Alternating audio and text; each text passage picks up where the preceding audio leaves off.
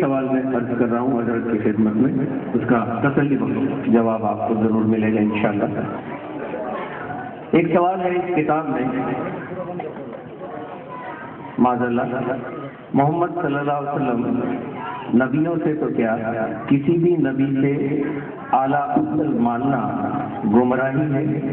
معاذ اللہ، کیونکہ خود محمد صلی اللہ علیہ وسلم نے فرمایا، 3 حوالے اس میں دیے ہیں، بخاری شریف اور مسلم شریف کے حوالے سے بتایا ہے، لا تفضلونی علی الانبیاء، مجھے نبیوں پر کوئی فضیلت مت دو۔ دوسرا حوالہ بخاری شریف کے حوالے سے دیا ہے، لا تخیرونی بین الانبیاء، مجھے نبیوں کے بیچ بہتر مت سمجھو۔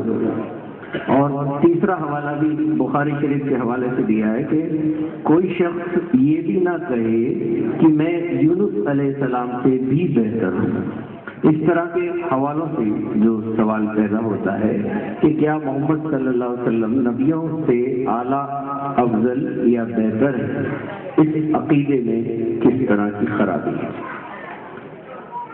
یہ ایک کتاب جو ابھی مارکیٹ میں ہے اور لوگوں کے بیچ سوال جواب کے سلسلے کو دین سے بھٹکا رہی ہے، یہ سوال مفتی صاحب کی خدمت میں ہے اور اس کا قرآن حدیث کے حوالے سے تسلی بخش جواب آپ کی بیچ ہے کہ کیا محمد صلی اللہ علیہ وسلم نبیوں سے اعلیٰ اور افضل بہتر ہیں، اس عقیدے میں کیا خراب ہے؟ ماشاء اللہ، یہ سب سے بڑی کامیابی ہماری کمیٹی کی ہے جس نے موقع دیا کہ آج دودھ کا دودھ اور پانی کا پانی ہو جائے۔ گلی کوچوں میں یہ بھٹکاتے پھرتے ہیں، میں اتنا کہوں گا، کھلی رنجش تیرے طرز بیاں سے، نہ تھی دل میں تو کیوں نکلی زبان سے۔ قرآن نے جو کہا، میں نے آیت جو پڑھی تھی کہ حق کو چھپاتے ہیں، کیا ان ظالموں کو وہ آیت یاد نہ رہی؟ میرے آقا فرماتے ہیں میں اولاد آدم کا سید ہوں، کیا انہیں یاد نہیں رہا تھا کہ لوائے ہم میرے ہاتھ میں ہوگا؟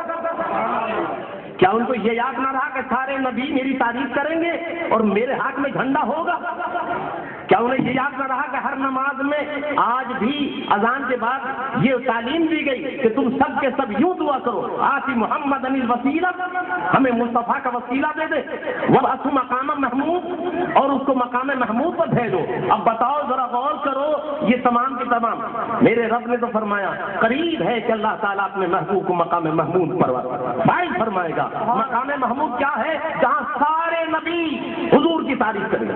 بے شک، سبحان اللہ، سبحان اللہ۔ اور مسلم شریف کی حدیث پاک ہے کہ جب سب کے سب نبیوں کے پاس ساری امتیں جائیں گی اور سب انکار کر دیں گے تو مصطفیٰ کی بارگاہ میں آئیں گے اور میرے آقا سجدے میں سر رکھ دیں گے۔ مسلم شریف میں تقریباً 10 صفحات ایسے ہیں جن میں شفاعت کا باب ہے اور ان میں موجود ہے میرے آقا جب سجدہ رکھیں گے تو رب فرمائے گا، اے محبوب سر اٹھاؤ، مانگو جو مانگو گے دیا جائے گا، جس کی شفاعت کرو گے شفاعت قبول ہوگی۔ سبحان اللہ۔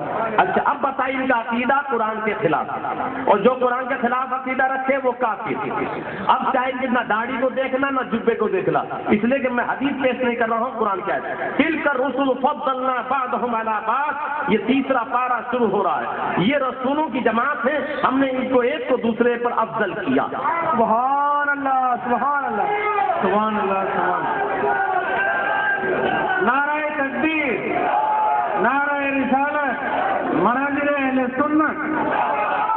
ان میں سے کسی سے اللہ نے کلام فرمایا، منہم من کلم اللہ، ان میں سے کچھ ہیں جو کلیم ہوئے۔ اب آگے کیا کہا، ورفع بعضهم درجات، اور اللہ تعالیٰ نے کسی سے کلام فرمائے، کوئی وہ ہے جس پر درجوں بلند کیا، ورفع بعضهم، بعض میں سے وہ درجوں بلند کیا۔ اب جب نبیوں کی حیثیت تمہیں نہیں معلوم اور نبیوں میں آپس میں ایک دوسرے کے مقام، انبیاء کے بعد رسول ہیں، رسولوں میں اولو العزم رسول ہیں، اور اولو العزم رسولوں میں کلیم الگ ہے، خلیل الگ ہے، اور سب سے بڑا مقام جو ہے بخاری شریف میں موجود ہے۔ صحابہ اکرام بیان کر رہے ہیں، اللہ نے روح اللہ بنایا، ان کو نجی اللہ بنایا، ان کو خلیل اللہ بنایا، فرمایا میں نے تمہاری بات سنی، سنو انا حبیب اللہ، سبحان میں اللہ کا حبیب ہوں۔ کسی نے پوچھا یہ حبیب و کلیم میں فرق کیا ہے؟ کلیم وہ ہے جو عرض کرے مولا میں تجھے دیکھنا چاہتا ہوں، اور حبیب وہ ہے کہ رب فرمائے محبوب آ جا۔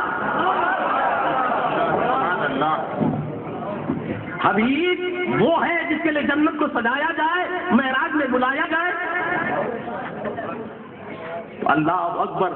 قرآن کا فیصلہ صاف ہو گیا کہ اللہ تعالیٰ نے بعض کو بعض کا درجہ بلند کیا. اور پھر بخاری شریف، مسلم شریف، اب ان کا جو حدیث ہے ان کا کیا جواب سنو. میرے آقا سرکار دو جہاں صلی اللہ تعالی علیہ وسلم کی زندگی کو قرآن نے فرمایا لقد کان لکم فی رسول اللہ اسوۃ حسنہ. نبی کی زندگی میں تمہارے لیے بہترین نمونہ ہے. نبی کی زندگی تمہارے لیے، وہ جو بھی کام کرے تمہارے لیے. میرے آقا فرماتے لوگوں میں بھولتا نہیں، میرا رب مجھے بھلاتا ہے تاکہ امت کے لیے سنت ہو جائے. ہم بھولے تو راستہ بھٹکے، نبی بھولے تو شریعت بن. سودا سہو کرنے کا طریقہ ہے تو نبی کی زندگی ہمارے لیے نمونہ. لہذا وہ لوگ جو نبی کی زندگی کو اپنے لیے نہیں اور نبی کی زندگی سے نبی کا مقام سمجھے وہ گمراہ. مان لو میرے آقا دعا کرتے ہیں اللہم انی ظلمت نفسی ظلما کثیرا. اے اللہ میں نے بہت ظلم کیے. بتاؤ معاذ اللہ جو کہتے کہ نبی تو کہتے میں نے بہت ظلم کیے. اے مسلمانوں تم اپنے نبی کو پاک مان رہے؟ بتاؤ کہنے کی اجازت دو گے کسی کو؟ تو جو ظالم وہ حدیث جو میرے آقا سکھائیں کہ میں سب کچھ ہو کر بھی تمہیں کہہ رہا ہوں تم مجھے فضیلت مت دو، یہ عاجزی ان کی ساری ہے. یہ عاجزی میرے آقا تعلیم دے رہے لوگوں اس کے چاہت مت کرو. جیسے خود فرماتے ہیں میرے لیے کھڑے مت ہو. اور جب حضرت انصار کے ایک سردار آئے تو آقا نے فرمایا قوموا لسیدکم، اپنے سردار کی تعظیم کے لیے کھڑے ہو جاؤ. یہ تعلیم ہے. اپنے لیے منع کرنا آج دن کی ساری ہے تاکہ لوگوں کو پتا چل جائے. خود چاہت مت کرو کہ لوگ ہمارے لیے کھڑا ہو. خود اپنے لیے مت چاہو کہ ہماری تعریف کی جائے تاکہ امت کو یہ سبق مل جائے. لیکن اللہ تعالیٰ اللہ اکبر یا ایھا المزمل دیا اپنے بندے کو جو دیا. ارے تم ہو کون حساب لگانے والے؟ دینے والا جانے یا لینے. تو اللہ تعالیٰ عقل سلیم عطا فرمائے. یہ گمراہی کی نشانیاں ہیں. یہ میرے آقا نے جو فرمائی یہ حدیث پاک آج بھی انکساری پہ دلالت کرتی ہیں اور سینکڑوں حدیث پاک بخاری مسلم میں موجود ہیں جہاں آپ نے فرمایا میں فخر نہیں کرتا، میں اولاد آدم کا سید ہوں. میں سب میرے ہاتھ میں لیوائے حمد ہوگا، میں فخر نہیں کرتا. وہ حدیثیں اظہار نعمت کے لیے. اللہ تعالیٰ عقل سلیم عطا فرمائے اور ایسے بے دینوں کو جو نبی کی تعظیم سے انکار کریں ان سے اللہ تعالیٰ ہمیں محفوظ فرمائے. آمین ثم آمین. ایک اور سوال اسی کتاب کے حوالے سے، اس کے بعد عوام سے سوال انشاءاللہ.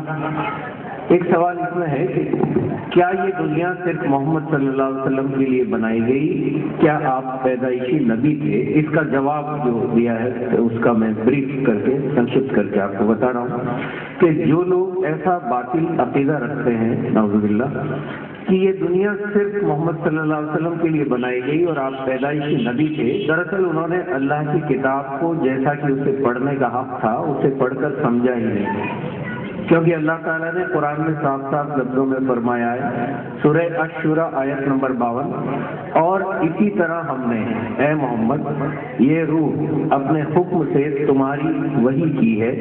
اس سے پہلے تمہیں پتہ ہی نہیں تھا کہ کتاب کیا ہوتی ہے اور ایمان کس چیز کا نام ہے، مگر ہم نے اس قرآن کو نور بنایا جس کے ذریعے ہم اپنے بندوں سے جس کو چاہے راستہ دکھا دیں.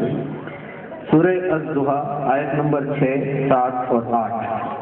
کیا اس نے تمہیں یتیم پا کر سہارا نہیں دیا اور تمہیں بے راہ پا کر ہدایت نہیں دی اور غریب پا کر مالدار نہیں کیا؟